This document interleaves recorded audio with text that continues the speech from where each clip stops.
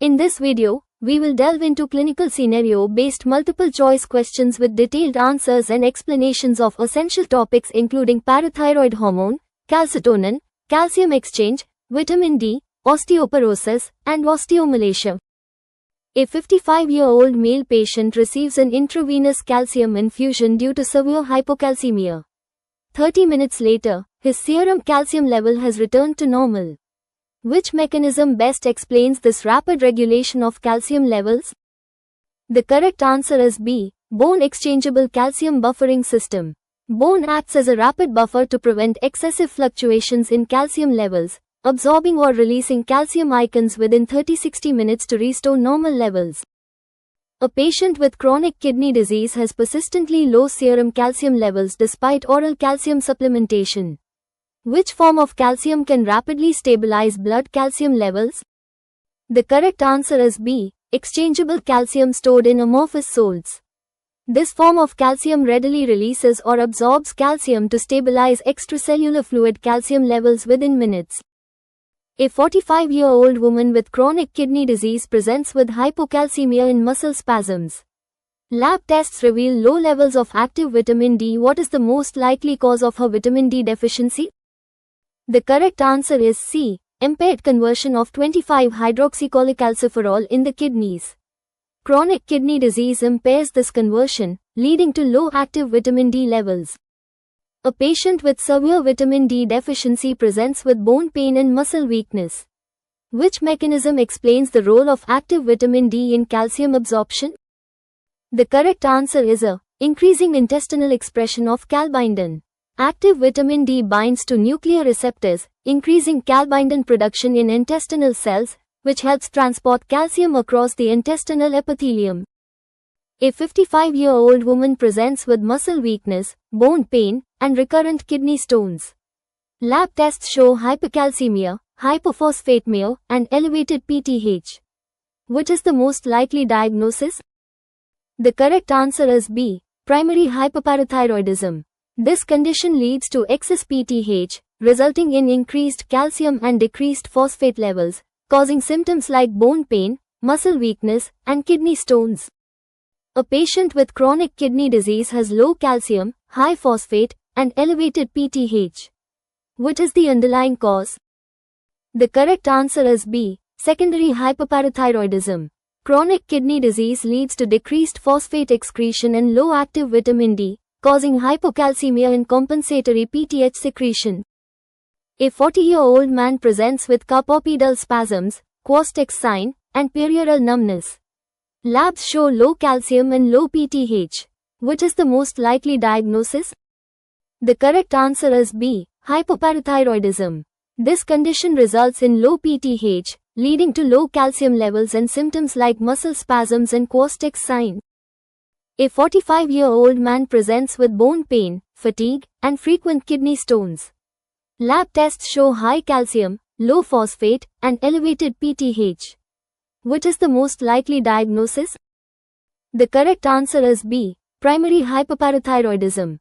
Excess PTH leads to increased calcium and decreased phosphate levels, causing symptoms like bone pain, kidney stones, and fatigue. A patient with chronic kidney disease presents with low calcium, high phosphate, and elevated PTH. Which is the underlying cause? The correct answer is B. Secondary hyperparathyroidism. Chronic kidney disease results in decreased phosphate excretion, leading to hyperphosphatemia, low active vitamin D, and compensatory PTH secretion. A 38-year-old woman has muscle cramps, positive Quast-X sign, and perioral numbness. Lab tests show low calcium, low PTH, and normal phosphate. Which is the most likely diagnosis? Hypoparathyroidism results in low parathyroid hormone, PTH, levels, which in turn leads to decreased calcium levels. This condition increases neuromuscular excitability, causing symptoms like tetany and Quast-X sign. Key lab findings include low calcium in PTH, with normal or high phosphate levels. A 6-year-old boy with hypercalcemia is given a drug that lowers his plasma calcium by inhibiting osteoclastic activity. Which hormone is most likely responsible for this effect? The options are parathyroid hormone, calcitonin, 1, 1,25-dihydroxycholecalciferol, and aldosterone. Calcitonin inhibits osteoclasts, reducing bone resorption and lowering plasma calcium levels. Parathyroid hormone increases plasma calcium by stimulating osteoclast activity. 1,25-dihydroxycholecalciferol enhances intestinal calcium absorption, and aldosterone mainly regulates sodium and potassium. A postmenopausal woman diagnosed with osteoporosis is given calcitonin therapy. What is the primary action of calcitonin in this patient? The options are increasing intestinal calcium absorption, inhibiting osteoclastic bone resorption, increasing calcium reabsorption in kidneys, and stimulating osteoblast activity. Calcitonin inhibits osteoclasts, slowing bone breakdown. It has minimal effect on intestinal absorption and a minor role in kidney calcium handling. Osteoblast activity decreases secondary to osteoclast inhibition. A patient with Paget's disease is treated with calcitonin. What is the expected effect? The options are increased bone resorption, decreased bone resorption, increased intestinal calcium absorption, and increased calcium excretion in urine.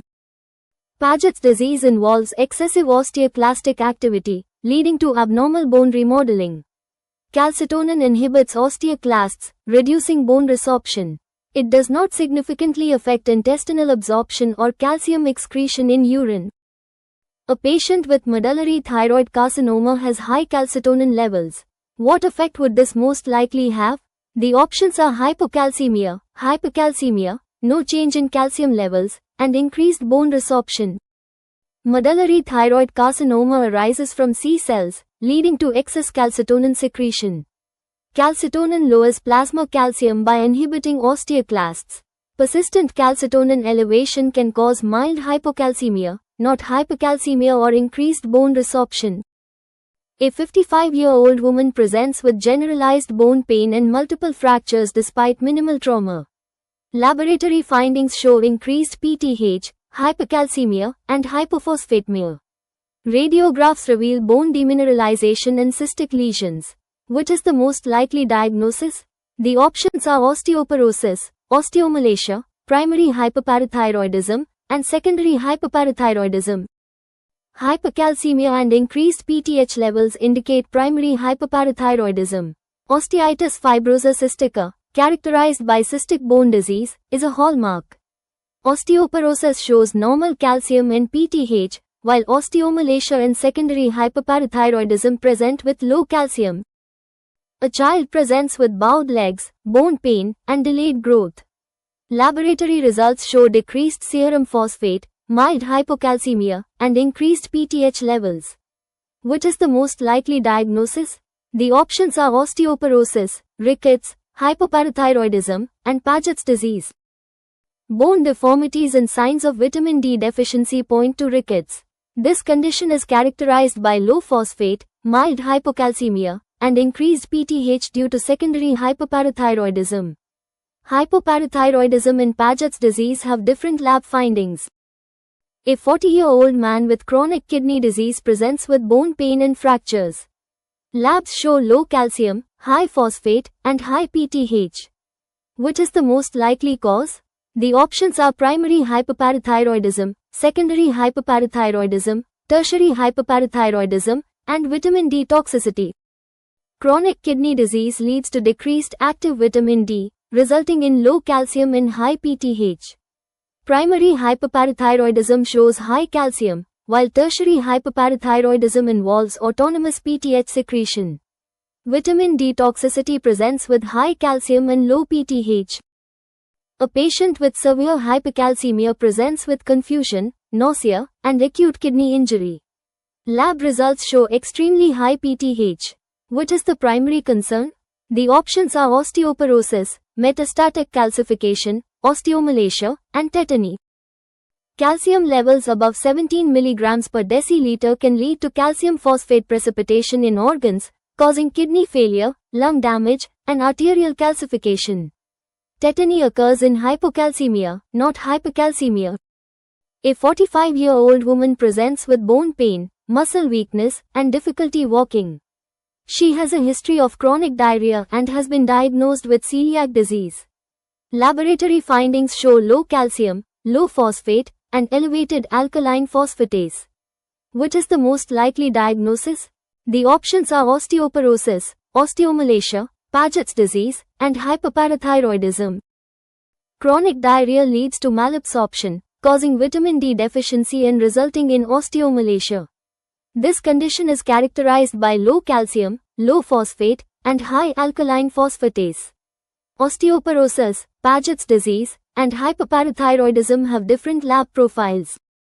A 50-year-old man with chronic kidney disease on dialysis presents with bone pain and fractures. Labs reveal low calcium, high phosphate, and low 1,25-dihydroxyvitamin D levels. What is the underlying cause of his condition?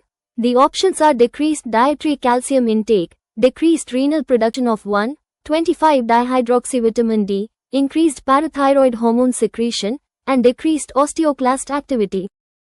Decreased renal production of 1,25-dihydroxyvitamin D is a key factor in chronic kidney disease.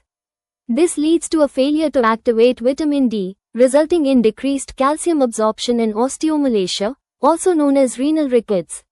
Increased PTH, or secondary hyperparathyroidism, is a consequence rather than the primary cause. A 65-year-old postmenopausal woman presents with back pain and a history of height loss. She recently suffered a wrist fracture after a minor fall. A bone density scan shows decreased bone mass. Which is the most appropriate treatment? The correct answer is bisphosphonates and calcium. Vitamin D. Postmenopausal osteoporosis is due to estrogen deficiency. Bisphosphonates inhibit osteoclasts, preventing bone resorption. Glucocorticoids worsen osteoporosis and are contraindicated. Calcitonin is used as adjunct therapy but is not first line. Thanks for watching. Like, share, and subscribe. Stay tuned for more clinical scenario-based MCQs.